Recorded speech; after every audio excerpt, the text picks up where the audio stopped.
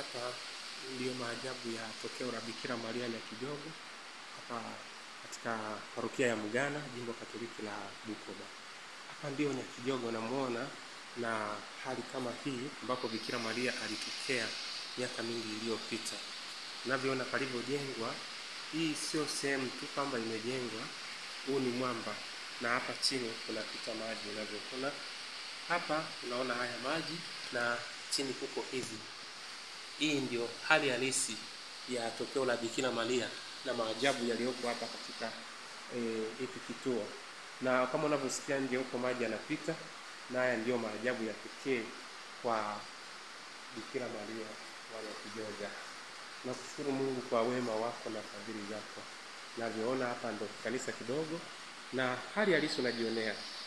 Kujengwa imejengwa namna ambavyo jinsi palivyo. Kwa hiyo ni maajabu ya Mungu katika ulimwengu. Lakini hapo tunasema weyolekyo okoli mzaileko no mjuni atosha.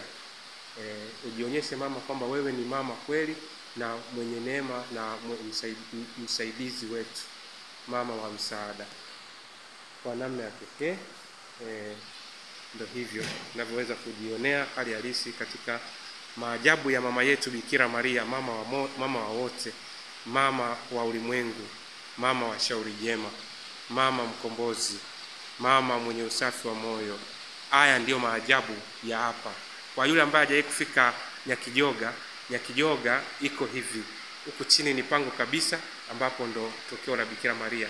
Ndipo palivyo. Hakuna kitu kilichojengwa. Huu ni mwamba, na huyu ndio Bikira Maria unavyomuona hapo. Na hii ndio kanisa wameweza kuwezeka kulingana na ili eneo jinsi lilivyo. Hii ndio Nyakijogo. Karibu tukuiji ni kila mwezi wa 10. Na haya ndio maajabu ya Mungu yanayotendeka duniani. Tumsifu Yesu Kristo. Mimi ni Julius Ruyangula, Shauri Jema TV.